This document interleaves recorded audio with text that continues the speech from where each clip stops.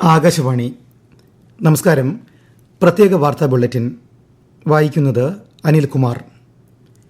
അന്താരാഷ്ട്ര ബഹിരാകാശ നിലയത്തിലുള്ള group captain Shubhanshu ശുക്ലയുമായി പ്രധാനമന്ത്രി നരേന്ദ്രമോദി ഇന്ന് ആശയവിനിമയം നടത്തി. വീഡിയോ കോൺഫറൻസിലൂടെയാണ് പ്രധാനമന്ത്രി ശുഭാംശുവുമായി സംസാരിച്ചത്. പ്രധാനമന്ത്രി നരേന്ദ്രമോദി ആകാശവാണിയിലൂടെ ജനങ്ങളുമായി ആശയങ്ങൾ പങ്കുവയ്ക്കുന്ന പ്രതിമാസ റേഡിയോ പ്രഭാഷണ പരിപാടി മൻ കി ബാത്ത് നാളെ രാവിലെ 11-ന് പ്രക്ഷേപണം ചെയ്യും. പരിപാടിയുടെ 123-ാം പതിപ്പാണിത്.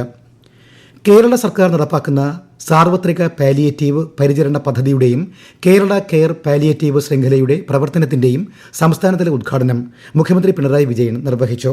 പാലിയേറ്റീവ് കെയർ സേവനങ്ങൾ സമൂഹത്തിന്റെ ഉത്തരവാദിത്വമാണെന്ന ബോധ്യത്തിലൂടെ മാത്രമേ ഇത്തരം സംരംഭങ്ങൾ പൂർണ്ണ വിജയത്തിലെത്തിക്കാൻ കഴിയൂവെന്ന് മുഖ്യമന്ത്രി പറഞ്ഞു. IT രംഗത്ത് കഴിഞ്ഞ 9 വർഷത്തിനിടെ അഭൂതപൂർവമായ വളർച്ചയാണ് കേരളത്തിൽ ഉണ്ടായതെന്ന് മുഖ്യമന്ത്രി പിണറായി വിജയൻ. കേരളത്തിൽ നിന്നുള്ള ആകെ IT കയറ്റുമതി 2016-ൽ 34,123 കോടി രൂപയായിരുന്നത് ഇപ്പോൾ 90,000 കോടി രൂപയായി വർദ്ധിച്ചുവെന്നും മുഖ്യമന്ത്രി സമൂഹമാധ്യമ പോസ്റ്റിൽ വ്യക്തമാക്കി. അതിദരിദ്രരില്ലാത്ത സംസ്ഥാനത്തെ ആദ്യ ജില്ലയായി കോട്ടയം. മന്ത്രി MB രാജേഷ് അതിദാരിദ്ര്യമുക്ത പ്രഖ്യാപനം നിർവഹിച്ചു. ഈ രംഗത്ത് കേരളം കൈവരിച്ച പുരോഗതി ഇതര സംസ്ഥാനങ്ങളിലുള്ളവർ ആശ്ചര്യത്തോടെയാണ് കാണുന്നതെന്ന് മന്ത്രി പറഞ്ഞു. ഇന്ത്യയിൽ 5 വയസ്സിനു താഴെയുള്ള കുട്ടികളുടെ മരണനിരക്കിൽ 78% കുറവുണ്ടായതായി ഐക്യരാഷ്ട്രസഭ. ആഗോളതലത്തിൽ ഇത് 61%. രാജ്യത്ത് നവജാത ശിശു മരണനിരക്കിലും 70% ഗണ്യമായ കുറവ് രേഖപ്പെടുത്തിയിട്ടുണ്ട്. മുതിർന്ന IPS ഉദ്യോഗസ്ഥൻ Parag Jain research and analysis wing റോയുടെ പുതിയ സെക്രട്ടറിയാകും. നിലവിലെ സെക്രട്ടറി രവി സിൻഹ സ്ഥാനമൊഴിയുന്ന പശ്ചാത്തലത്തിൽ 2 വർഷ കാലയളവിലേക്കാണ് നിയമനം. കേരളത്തിൽ വരും ദിവസങ്ങളിലും ശക്തമായ മഴയ്ക്ക് സാധ്യതയെന്ന് കേന്ദ്ര കാലാവസ്ഥാ വകുപ്പ്. പത്തനംതിട്ട, കോട്ടയം, ഇടുക്കി, എറണാകുളം, തൃശൂർ, മലപ്പുറം, വയനാട് ജില്ലകളിൽ ഓറഞ്ച് ജാഗ്രത പ്രഖ്യാപിച്ചിട്ടുണ്ട്. മറ്റെല്ലാ ജില്ലകളിലും മഞ്ഞ ജാഗ്രതയാണ്. കേരള, കർണാടക, ലക്ഷദ്വീപ് തീരങ്ങളിൽ മീൻപിടുത്തത്തിന് വിലക്കുണ്ട്. 19-ാം ധീവര ദിനാചരണത്തിന്റെ ഭാഗമായി അഖില കേരള ധീവര സഭയുടെ നേതൃത്വത്തിൽ കൊച്ചിയിൽ സംഘടിപ്പിച്ച പരിപാടിയിൽ കേന്ദ്ര സഹമന്ത്രി L. മുരുകൻ പങ്കെടുത്തു. പണ്ഡിറ്റ് കറുപ്പൻ മെമ്മോറിയൽ ഹാളിലാണ് സംസ്ഥാന സമ്മേളനം സംഘടിപ്പിച്ചത്. എറണാകുളത്തെ ചെല്ലാനത്ത് ആധുനിക തീരദേശ മത്സ്യഗ്രാമം പദ്ധതി കേന്ദ്ര സഹമന്ത്രി ജോർജ് കുര്യൻ ഉദ്ഘാടനം ചെയ്തു. സംസ്ഥാന മന്ത്രി സജി ചെറിയാനും ചടങ്ങിൽ പങ്കെടുത്തു.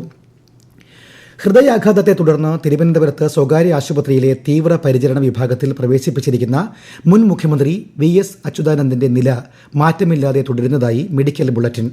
വിദഗ്ധ മെഡിക്കൽ സംഘത്തിന്റെ മേൽനോട്ടത്തിൽ അദ്ദേഹത്തിന്റെ ആരോഗ്യനില സസൂക്ഷ്മം വിലയിരുത്തി ചികിത്സ തുടരുന്നു. Higher secondary, vocational higher secondary supplementary അലോട്ട്മെന്റിന് ഇന്നു മുതൽ ഓൺലൈനായി അപേക്ഷ സമർപ്പിക്കാം. ഒഴിവും മറ്റു വിവരങ്ങളും വെബ്സൈറ്റിലൂടെ അറിയാം. മുഖ്യ അലോട്ട്മെന്റിൽ പ്രവേശനം ലഭിക്കാത്തവർക്കും ഇതുവരെയും അപേക്ഷിക്കാൻ കഴിയാത്തവർക്കും ഇപ്പോൾ അപേക്ഷ നൽകാം. വനിതാ 2020 ക്രിക്കറ്റ് പരമ്പരയിലെ ആദ്യ മത്സരത്തിൽ ഇംഗ്ലണ്ടിനെതിരെ ഇന്ത്യയുടെ ബാറ്റിംഗ് പുരോഗമിക്കുന്നു. ഇന്ത്യയ്ക്കായി സ്മൃതി മന്ധാന സെഞ്ചുറി നേടി. കണ്ണൂരിൽ പേപ്പട്ടിയുടെ കടിയേറ്റ് ചികിത്സയിലായിരുന്ന 5 വയസ്സുകാരൻ മരിച്ചു. പരിയാരത്ത് ചികിത്സയിലായിരുന്ന തമിഴ്നാട് സ്വദേശികളായ ദമ്പതികളുടെ മകൻ ഹരിത്താണ് മരിച്ചത്. പേവിഷബാധയ്ക്കെതിരെ സംസ്ഥാനത്ത് ആരോഗ്യ വിദ്യാഭ്യാസ വകുപ്പുകൾ സഹകരിച്ച് ബോധവൽക്കരണ പരിപാടി സംഘടിപ്പിക്കുമെന്ന് മന്ത്രി വീണ ജോർജ് വാർത്താക്കുറിപ്പിൽ അറിയിച്ചു. പരിപാടിയുടെ ഭാഗമായി മറ്റന്നാൾ സ്കൂളുകളിൽ കുട്ടികൾക്ക് അവബോധം നൽകുന്നതിനായി ക്ലാസ് സംഘടിപ്പിക്കും. സംസ്ഥാനത്തെ കോളേജുകളിൽ 4 വർഷ ബിരുദ ക്ലാസുകളിലെ പുതിയ ബാച്ച് വിദ്യാർത്ഥികളെ വരവേൽക്കാൻ ജൂലൈ 1-ന് വിജ്ഞാനോത്സവം സംഘടിപ്പിക്കും.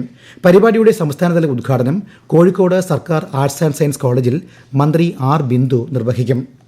ദേശീയപാത നിർമ്മാണ പ്രവൃത്തിയുടെ ഭാഗമായി സോയിൽ നെയിലിംഗ് നടന്ന ഭാഗത്തെ ഭൂമി ഏറ്റെടുക്കാൻ ദേശീയപാത അതോറിറ്റി തയ്യാറാകണമെന്ന് മന്ത്രി PA മുഹമ്മദ് റിയാസ്. കോഴിക്കോട് ജില്ലാ വികസന സമിതി യോഗത്തിൽ സംസാരിക്കുകയായിരുന്നു അദ്ദേഹം. യുക്രൈനുമായി നേരിട്ടുള്ള സമാധാന ചർച്ചകൾക്ക് തയ്യാറാണെന്ന് റഷ്യൻ പ്രസിഡന്റ് വ്ളാഡിമിർ പുടിൻ. കൂടിക്കാഴ്ചയുടെ സമയത്തെക്കുറിച്ച് ഉദ്യോഗസ്ഥർ ചർച്ച ചെയ്യുന്നുണ്ടെന്നും വെടിനിർത്തൽ നിബന്ധനകൾ ചർച്ചയുടെ അജണ്ടയിലുണ്ടെന്നും വ്ളാഡിമിർ പുടിൻ ഇന്നലെ ബെലറൂസിൽ പറഞ്ഞു. യൂറോപ്പിൽ വിവിധ ഇടങ്ങളിൽ ഉഷ്ണതരംഗം വ്യാപിക്കുന്നു. സ്പെയിനിൽ താപനില 40 ഡിഗ്രി സെൽഷ്യസ് പിന്നിട്ടു. പോർച്ചുഗൽ തീപിടുത്ത മുന്നറിയിപ്പ് നൽകിയിട്ടുണ്ട്.